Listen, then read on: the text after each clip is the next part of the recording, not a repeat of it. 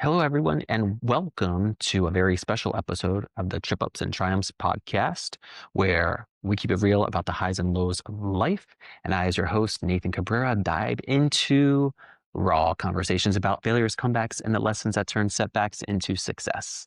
And whether you're grinding into a challenge or celebrating a win, this show is here to remind you that it is all part of the journey.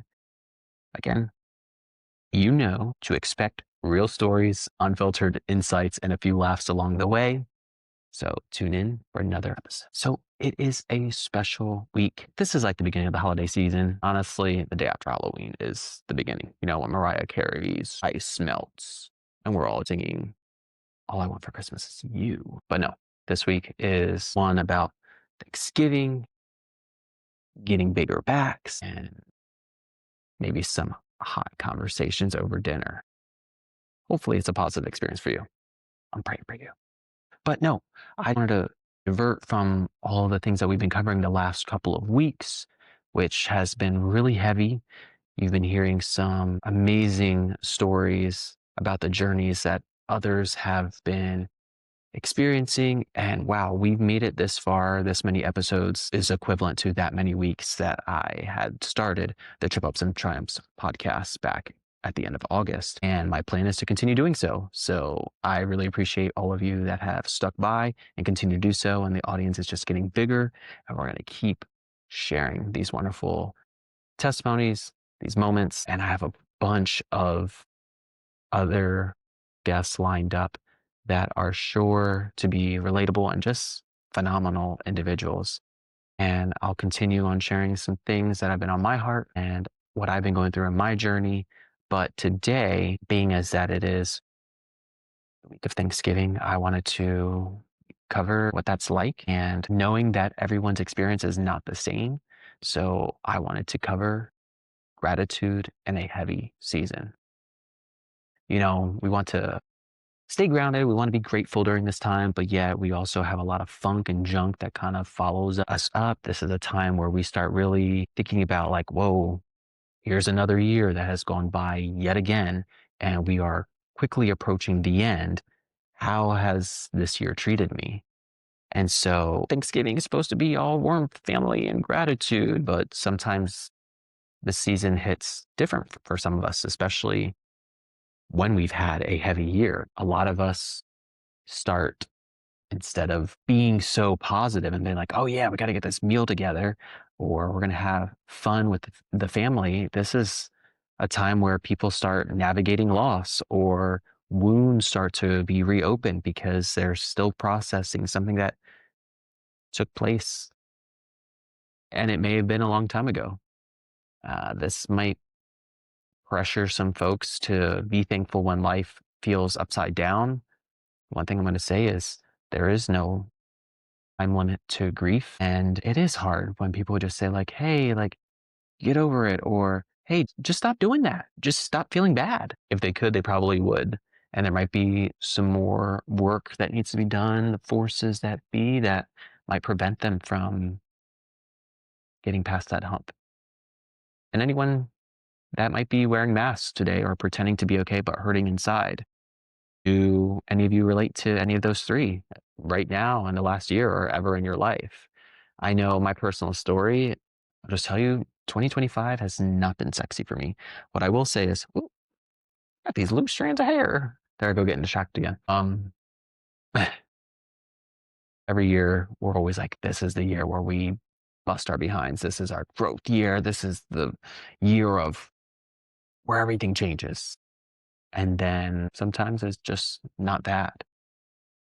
For a lot of us, this is what a year looks like. This is what days look like. And that's perfectly normal. Normal is abnormal, right? We are all going through things. And personally, 2025 has been extremely difficult for me. It has been a year of loss. And I thought the years that I've already endured were rough, but this one was rough in a much different way. I know some of you saw some posts that I had made earlier in the week, one that I didn't plan to do, but felt in the moment that, you know what, I'm gonna feel sorry for myself. But no, it really wasn't that. It was true feelings. And it was discovering and trying to find the words to express what I'm feeling.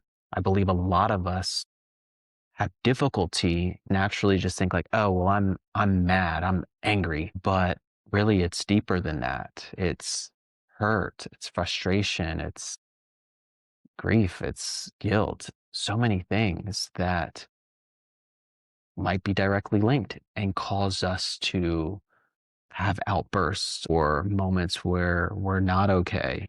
And it's okay to not be okay, navigating those feelings. But I want to really pull some of those layers off and chat with you guys about not even just overcoming it, but how to sit in that mess and navigating life beyond that mess. Because again, a lot of us just want to just get over it, feel it, or occupy yourself, do this drug, do this activity, it'll go away, but then it comes back, right?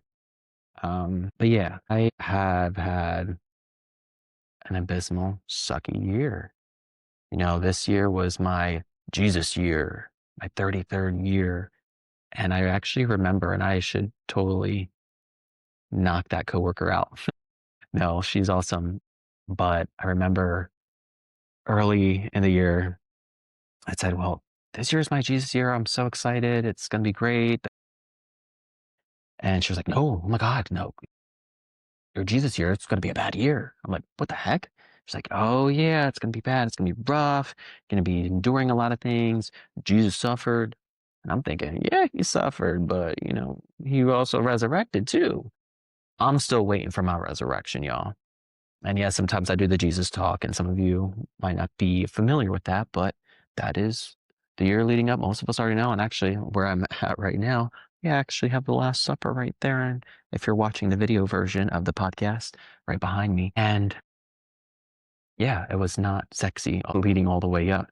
There was the beat down, there was the betrayal. And wow, I just realized something there. There was that betrayal. Exactly what I've felt a lot this year. Have any of you felt that before? Extreme betrayal from people that you thought had your back. Those that were super close to you are now strangers.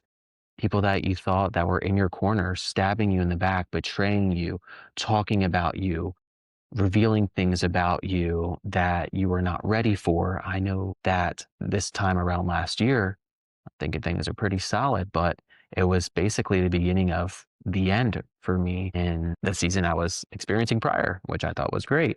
And it became hell, and it uncovered a lot of things and created dysfunction and discord that set my relationships up for failure and caused a major shift in my life. And this year, I've never felt so alone. It's been a long time since I felt this way. And I had to kind of just deal with it. Lost a lot of friends, lost a lot of community, lost a lot of mentors and leaders that I really was grieving. And I'm not totally healed yet. I'd be lying if I said I was. But what I will say is it has allowed for major growth that I have not experienced before. And we all know about growing pains. In your hurt, you will experience pain, but not to be cliche, it can be growing pains too. And in those moments, I've been able to speak up for myself, grow in areas that I never thought possible, where I would actually speak and create contexts and have conversations that are difficult, that the old Nathan would have just thrown by the wayside. Being able to hit conflict head on that I never would have before, and rebuild areas and familial areas and uncover new relationships and create new relationships that may have not existed had I not experienced the season that I have experienced in the last year. So there is light at the end of the tunnel. I hate to be all sappy, and I won't go into further detail in sharing the depths of what those are. And it's not because, you know, I don't want to, because let me tell you, double barrels, you can catch me on camera saying this. I was ready to light some people up, ready to do whatever I could to get my licks back, to get my revenge. Last people on social media, tagging them. Look, I'm petty. Petty as I'm pettier than a baddie on a reality TV show, guaranteed. I can be that. But I had to check myself and make sure I didn't go that far. Things could change tomorrow, right? No, but I didn't want to look crazy. So I had to have some self control. Sometimes I don't have that as well. So it was really, something else that I was able to learn and just say, like, hey, got to know when to move on. The one other thing that I was going to mention too is just the feelings of how deep betrayal can be, because I would never do what a lot of these people did to me. And I started to question like my significance in other people's lives, or how much investment that you could pour into other people. Have you ever felt that, wow, like I give my 120% to this person or that person or this part of my life. Where are they now that I'm in need of recovering? And again, I had, deep conversations with friends that I still want to be having part of my life and still felt betrayal with and didn't get what I needed from them. But being able to voice that was so empowering. Whatever the outcome was, it didn't matter. That wasn't the thing, but to be able to share that side of me, that was great. That was empowering. But enough about me. I just know that this season, the holidays can be super tough. The expectation is to be festive, to be happy, and then you have the comparison angle where you see other people on social media, they're happy, so you feel like you gotta do it too. And then there's those old memories that resurface, and then you're feeling guilty for not being okay and feeling alone when surrounded by people. Like, it is possible to be in a room full of people and still feel alone. It is possible. I'm a byproduct of that. I'm really good at faking it. But we also have to normalize the struggle too. It's not to say that you sit in it forever, but that is also normal. I've met some other people that are going through some really difficult seasons, and opening up is one of the hardest things to do. But I really do care about the people that are in my space. And yes, you might need to get a restraining order on me, because if I find out you're really down bad, I'm a people pleaser. I naturally want to lift them up, you know, and I won't take no for an answer. But I want you to discover framing gratitude and not toxic positivity, because gratitude isn't pretending that everything's fine. That is not what we want to do, right? I want to offer a take on authentic gratitude. That's one of the things that always wanted to be and embody. Like, I am a genuine person, but I also want to be authentic too. They're not one and the same. But having that authentic gratitude means that I'm grateful and I'm hurting. Both can be true, right? Gratitude doesn't erase the pain. Being thankful for something doesn't take away what those people did, what you've experienced in the past. But I can sit here and around the table, like, yeah, the holidays are going to look a little bit different this year. I'm not spending it with the people I initially thought I was, the people that I've been spending it with for years, all these different things, right? Like, one of the things that I will say about what I've experienced in the last year that really grinds my gears, that really sucks. And I want everybody to hear this. Have you ever dealt with people where they made a mess? Like, basically, like, here's the concoction, here's the kumbaya, here's the pot, if you will, and everything is cool, or it's like a pool and it's like calm, it's a sauna, whatever it may be, just like a really serene place, paradise, if you will.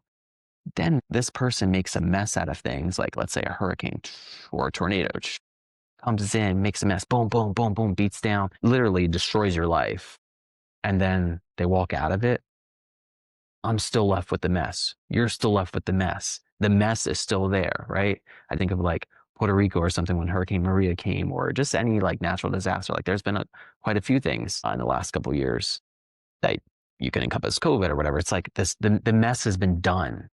Like they've cleaned themselves up of it. They've already destroyed the area and the damage is still there, right? How do we rebuild now? And so, yeah, it sucks. Those others are probably going to be having a grand old time doing their normal thing, having their typical experiences. But I'll just use myself. Nathan now has to just deal with it and go to something else. They made the mess. I now have to sit with my mess. So that's what I'll say about that. But gratitude is a survival tool, not a denial tool. I'm not denying that the BS happened, that I experienced what I experienced in 2025 and this year. I'm just saying, you know what? Okay, that's cool. I had my moments. I had my anger, I had my frustration, but I'm not going to let someone steal what this week could mean to me. Will I wake up Thursday morning and maybe have like a little moment, maybe a meltdown? Yeah, that's all right. And then get back at it. No one should deny themselves of feelings, the emotions, that time. You owe it to yourself. I want you to think about giving yourself permission to feel. That is a practical way to stay grounded in loss during the holidays. That's a practical way to address those feelings during the holidays. I want you to think about that. So give yourself permission to feel. The other thing that you can do is don't force a holiday mood. Normally, I have a Christmas party, and that really uplifts a lot of people, and that's wonderful. Like I've been doing it for 10 years. It's grand, and this year I'm not doing that. And it's not a bad thing. I'm not being, how do you say, rejecting that or taking that away as a stance to say that I'm not going to do X, Y, Z. I want my holiday mood to be a little bit different. I'm not going to force it. I'm not going to decorate just for the sake of, oh, this is going to make me feel better. I'm just going to do what pleases me. I'm going to do something else that pleases me right now. The next thing that you can do is make space for the heaviness. So, like I said, like set the table, set yourself up a little candlelight dinner. If you want to cry, cry. If you want to put your head down, put your head down. Any of those things, like sometimes I'll drive out in the middle of the night and go get my nostalgic food, that happy, feel good dessert, whatever it is, even if it's 2 o'clock in the morning for insomniac cookies. And then the last thing that I will tell you to do is allow yourself to have those quiet moments where this will be hard for some of us because I'm a busy person. I love keeping myself busy. Like I signed up for dance classes, vocal lessons, piano lessons, 9 yards. Allow yourself to have those quiet moments. This week, I'm going to have some quiet moments and I'm going to have to address some things. But it's in that silence, things will resurface and you can really tackle those parts of you that may have needed some comforting yourself. And then the other thing I'm going to tell you is naming emotions, understanding what naming emotions means. I kind of alluded to it before where we think everything's just anger or sadness, but it could be so much deeper. It appears that way, but it could be grieving. It could be loneliness. If you name that emotion, it'll stop controlling you. All these tiny acts transform pain into connection. I'm going to keep going because I'm feeling really good. And I took some notes. So if there's something you can do, I mentioned lighting a candlelight dinner. It could also be for grieving as well, in remembrance of someone that you've lost, that you just want to remember them by, or writing them a message, a text, even if they're not here with you anymore, doing something that they loved to remember them by. Did they like going out for a walk into a park, a special place where they once traveled? Was it an activity? Was it laser tag or paintballing or something that you can just take time and take that space to reflect on them? Again, those tiny acts transform pain into connection. I want you to think about shifting your mindset a little bit. It's not changing, it's not taking away those things again, but there's power in reframing those thoughts. Being grateful again is not about being happy. It's about recognizing what's still holding you together. Loss changes the holiday season, but it doesn't cancel your ability to feel joy again. Some of you might be going through custody battles. Some of you might be going through a divorce. Some of you might have just lost your loved one. Yeah, It's going to be different this year. Let's acknowledge it. This season is not about perfection. It's about presence. Be in the moment. Feel those things. And here's some encouragement for anyone that's hurting this season. Remind yourself that you're not weak or that you're behind in life. You're not. Stop comparing, right? Let gratitude and grief coexist. Easy, case in point. It's not one, it's not the other. You don't replace one with the other. Let them coexist together. Gratitude and grief can coexist at the same time. I want you to share with me what you are gracious of. Why do you have gratitude right now? And on top of that, if you are grieving, I want you to share that with me as well. Leave a comment below wherever you're watching, whether it's Apple Podcasts, Spotify, and YouTube. And just a quick reminder, at least half of where my show is free, y'all. YouTube is free, Spotify is free, Apple Podcasts may be free. I don't know. I need to look into that. But I want to know. I want to hear your stories. I want you to share your grief. Who cares what other people think? I want to know what you got going on in your life. Again, grief and gratitude can coexist. I love you guys. I hope you have a wonderful week. And thank you so much for catching another great episode of Trip Ups and Triumphs. And thank you for those of you that are watching the podcast and enjoying the scenic scenery behind me. It's a kitchen, but I'm traveling this week and I'm so grateful for you. I'm grateful for life and I'm grateful for the Badookie seasons that I've experienced because you know what? I know I'm not going to sit in this forever. We are going to come out on top. I guarantee you that. Have an awesome week. Until next time.